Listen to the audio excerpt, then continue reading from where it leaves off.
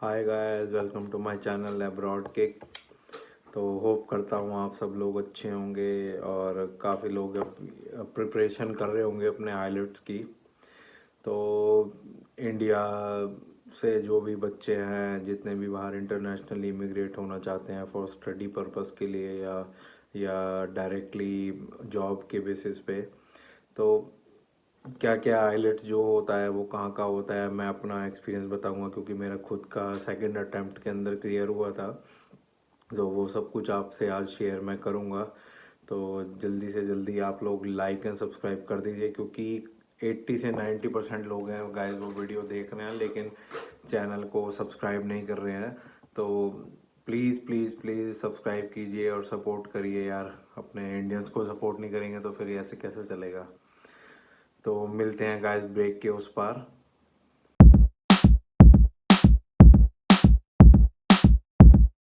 Guys start करते हैं। तो फर्स्ट अटैम्प्ट, क्योंकि मैं आप सब लोगों को पता होगा कि मैं as a Java developer India के अंदर काम कर रहा था कंपनी के अंदर।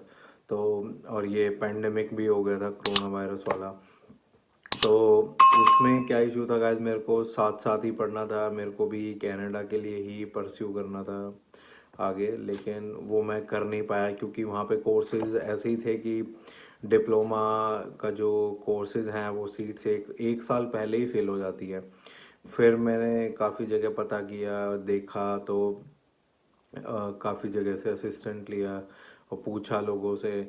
तो पता चला कि यूके में भी है और आपका जो आइलेट्स है वो आपका यूके, ऑस्ट्रेलिया और आपका कनाडा के लिए ही चलता है।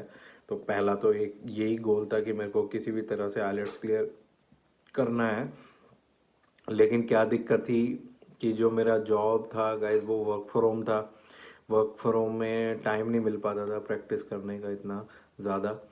तो मैंने मतलब मीटिंग्स के बीच में मैं प्रैक्टिस करता था, सब कुछ करता था। तो जो मैंने पहला एग्ज़ाम अपना बुक किया था वो आईडीपी के थ्रू किया था लास्ट ईयर 7 सितंबर को। मेरा जो था एग्ज़ाम आइलेट्स का वो उस दिन था। तो मैंने वहाँ पे बुक किया पूरा। और आई थिंक मैंने सिर्फ 20 से 25 दिन ही प्रैक्टिस करी होगी। बट एक इशू था, फर्स्ट जब मैं अपना एग्ज़ाम दे कर आया तो मेरा बाकी सारे मॉड्यूल्स तो क्लियर थे, लिसनिंग, रीडिंग और इवन स्पीकिंग भी क्लियर था, राइटिंग मेरा क्लियर नहीं था। वो मेरा 0.5 से रह गया क्योंकि अब लैपटॉप की आदत पड़ गई है, लिखने की इतनी आदत है नहीं। तो उसकी वजह से क्या हुआ, उतनी प्रैक्टिस थी नहीं कि उतना लंबा जो है वो मैं मतलब लिख पाऊँ क्योंकि उसमें वर्ड लिमिट्स होती है। और आइलेट्स एकेडमिक्स में गाइस आपको एक ऐसे लिखना पड़ता है 250 वर्ड समथिंग का, और जो दूसरी रिपोर्ट लिखनी पड़ती है वो मिनिमम 150 वर्ड्स की होनी चाहिए। रिपोर्ट राइटिंग हो गया या किसी भी डायग्राम को आपको एक्सप्लेन करना है तो मेरा ऐसे मैंने लिख लिया था लेकिन मेरा रिपोर्ट में रह गया और टाइम हो गया था क्योंकि 1 घंटा ही मिलता है उसमें। तो ये फर्स्ट मेरा एक्सपीरियंस था, लेकिन मेरे को पता था कि मैं कर लूँगा क्योंकि थोड़ा सा ही एक 0.5 से रह गया। तो ओवरऑल मेरा उसमें 6 बना था क्योंकि मेरा जो राइटिंग है उसमें कम था। फिर मैंने 20 दिन बाद फिर से बुक किया और 27 तारीख को मैंने अब के ब्रिटिश काउंसिल से बुक किया कि देखने के लिए, और मेरा कंप्यूटर बेस्ड एग्ज़ाम थे सारे। तो वहाँ मैंने दिया, 20 दिन में दोबारा से मैंने लिखने की पूरा प्रैक्टिस करी और जितने भी नेट के ऊपर कंटेंट अवेलेबल थे और भी काफ़ी सारी चीज़ें थी जो मैंने फॉलो करी। बट जो जॉब के साथ करने का एक्सपीरियंस था वो काफ़ी टफ था क्योंकि टाइम बहुत कम मिलता था। वो कभी भी मेरे को फ़ोन कर देते थे कि ये करना है, ऐसे करना है, वैसे करना है। तो टाइम थोड़ा कम मिलता था क्योंकि लिसनिंग और रीडिंग में एक चीज़ अच्छी है कि आप अपने आंसर्स मैच कर लेते हो, but in case of writing आपको इतना आइडिया नहीं लग पाता था। तो मैंने काफ़ी सारी एक दो वेबसाइट्स, यूट्यूब वीडियोस थी जो मैंने उस टाइम पर देखी और उससे मेरे को समझ आया कि एग्जैक्टली करना क्या है। तो वो सब एक नोट्स बनाए हुए थे मैंने कि किस किस तरह के क्वेश्चंस आते हैं और उनको कैसे टैकल करना है। और आईलेट्स एकेडमिक में एक चीज़ होती है गाइस, आपको जो मिनिमम थ्रेशोल्ड है उतना तो करना ही करना है। अगर आपने उतना नहीं किया तो आपको मतलब 5 या 5.5 ही मिलेंगे। आप कितना भी कुछ कर लो, अगर आपका उतने मिनिमम वर्ड्स आपने नहीं लिखे राइटिंग में तो उतने ही मिलेंगे। तो ये हुआ। फिर सेकंड मैंने 27 तारीख को दिया और फाइनली मेरा क्लियर हो गया था। उसके बाद जब मेरी रिपोर्ट आई, शायद एक हफ्ते बाद मेरा रिपोर्ट आ गया था। बाय पोस्ट आता है ब्रिटिश काउंसिल का इंडिया में। तो उसके साथ एक, जब मैंने एग्ज़ाम बुक किया था तो उसके साथ एक कैम्ब्रिज की बुक भी आती है आइलेट्स की, वो भी काफ़ी हेल्पफुल थी। तो उसमें बेस्ट थिंग ये थी guys कि आप वो 4 पेपर कर लो और उसके अंदर जो आपका रीडिंग है, रीडिंग पार्ट हो गया और आपका राइटिंग, तो जो अगर आप रीडिंग करोगे तो वो आपकी राइटिंग में भी उससे फ़ायदा मिलेगा आपको।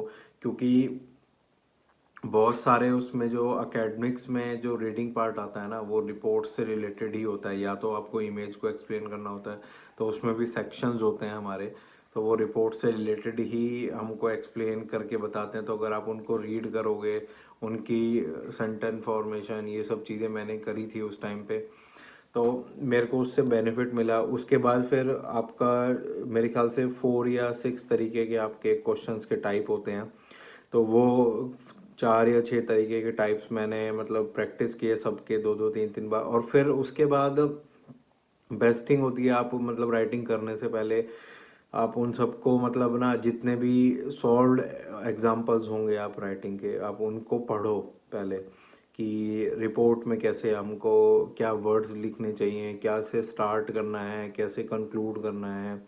और काफ़ी सारी उसमें और भी चीज़ें होती है। अगर आपको मतलब अच्छा लगा वो वीडियो तो आप मेरे को बताना, मैं फिर अलग अलग पार्ट्स में भी बना दूंगा कि मैंने लिसनिंग में क्या किया था, मैंने रीडिंग में कैसे किया था, मैंने राइटिंग में कैसे किया था, स्पीकिंग में कैसे किया था। तो ये था। बट सेकंड टाइम में जब क्लियर हो गया तो थोड़ा सेटिस्फेक्शन हुआ, क्योंकि पहली बार में मेरा 0.5 से रह गया। और एग्ज़ाम भी आपको पता है काफ़ी मतलब कॉस्टली होता है ये। तो अप्रॉक्सीमेटली आई थिंक मेरे को जो फर्स्ट टाइम बुक किया था मैंने 12,500 समथिंग का था, सेकंड वाला थोड़ा कॉस्टली था। बट ये मैंने ये आप कह सकते हो 2 महीने में मैंने मतलब अच्छे से पढ़ के मैंने कर लिया, तो काफ़ी बेनिफिट हुआ। और ये चीज़ करना भी इसलिए अच्छा है गाइस, क्योंकि अगर आप ये दे दोगे ना, तो अपने इंडिया में हम कहते हैं कि हमको पता चल जाएगा आप कितने पानी में हो, तो आपका मतलब बोलने का जो है सब कुछ है, वो डर आपका थोड़ा कम होगा, आपको कॉन्फिडेंस आएगा अपने ऊपर। और मेरे केस में एक पॉइंट ये भी था, मैंने डिप्लोमा किया हुआ है आफ्टर 10th, तो मेरे को पता नहीं चल रहा था कि मैं अपनी इंग्लिश के एग्ज़ाम्स कैसे दिखाऊंगा, क्योंकि मेरे पास 10th के बाद मैंने डिप्लोमा किया, फिर बैचलर्स करी थी। एक वो भी पॉइंट था कि मेरे को देना ही पड़ता, क्योंकि यूके में ये होता है ना कि आप कुछ भी मतलब अगर आपके 10th और 12th में अबव 65 है मार्क्स इंग्लिश में, तो आपको कोई दिक्कत नहीं है, आप डायरेक्टली यूनिवर्सिटी में अप्लाई कर सकते हो। बट मेरे केस में ऐसा था नहीं। और एक और चीज़ थी कि मैंने आइलेट्स दिया हुआ था, तो उन्होंने मेरे से इमिग्रेशन में उन्होंने उसकी रिपोर्ट भी मांगी मेरे से। तो ये भी ऐसा कुछ हो सकता है। तो मैं तो आप सबको बोलूँगा गाइज कि कुछ भी कहीं भी जाने से पहले, जो भी जनवरी 2021 में मतलब अभी बच्चे आए थे और अभी जब आएंगे 22 में सितंबर इनटेक में भी आए हैं बच्चे, तो आइलेट्स तो आप दो, ठीक है।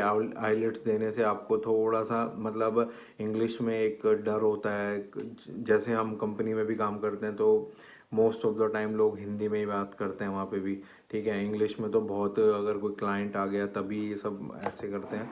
और नॉर्मली लाइफ में कॉलेज हो गया, तो कॉलेज में भी मतलब हिंदी में ही बात करते हैं। तो इट्स बेटर कि आप उसके लिए प्रिपेयर करो। और ज़्यादा से ज़्यादा 1-2 महीने लगते हैं, 2 महीने में आपको पता चल जाएगा, तो वो भी अच्छा है। तो अगर आपको आज की वीडियो अच्छी लगी तो गाइस प्लीज़ प्लीज़ लाइक करना, सब्सक्राइब करना चैनल को, और मिलते हैं अगली वीडियो में। Bye bye, take care.